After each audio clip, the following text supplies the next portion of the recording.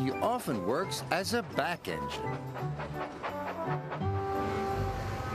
But Edward is old and not as strong as the other engines.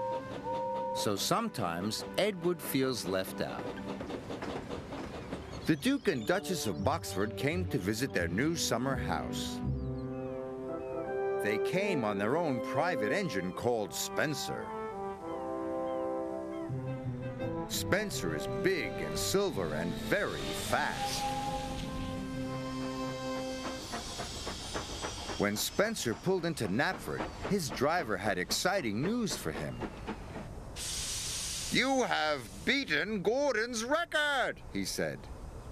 "Of course," boasted Spencer. "I'm faster and finer than all the engines on Sodor put together."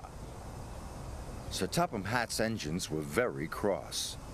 "Spencer's just a big silver show-off," sniffed Gordon, and everyone agreed.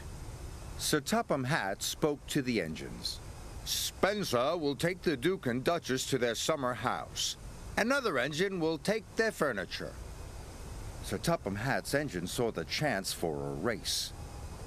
"Please, sir," said Thomas, Percy, Gordon, and James all together. "May I go?" "You all have other work to do," boomed Sir Topham Hatt. "Edward will take the furniture." James and Gordon groaned. "Fancy sending a back engine to do an express engine's job," sniffed Gordon. "He'll lose the race and let the whole railway down," said James. Thomas and Percy were cross. Edward was their friend.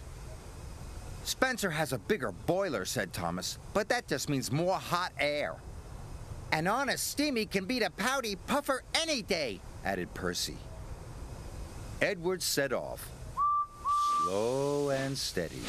"We'll do my best, we'll do my best," he puffed.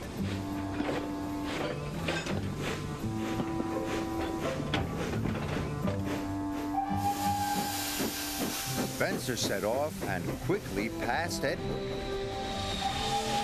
"I've won already," he boasted.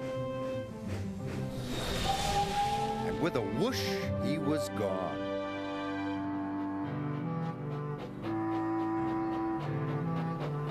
Edward came to the bottom of a steep hill. The freight was heavy and he felt very tired.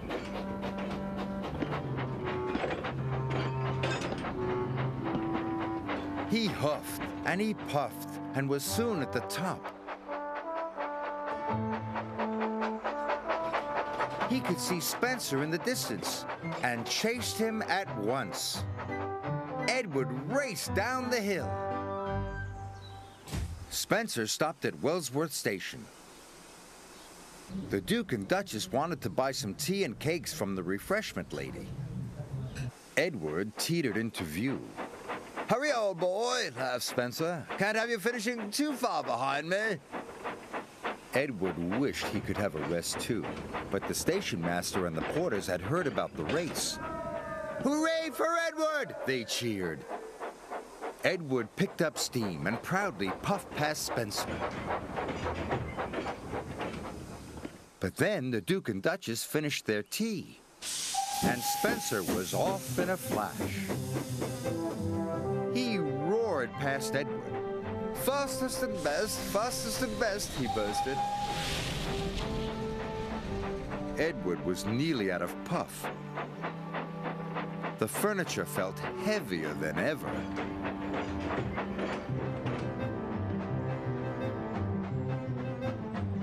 Up ahead, Spencer had to stop. The Duke wanted to take some photographs of the countryside. The Duke set up his camera. Spencer closed his eyes. "Nothing to worry about," he said lazily.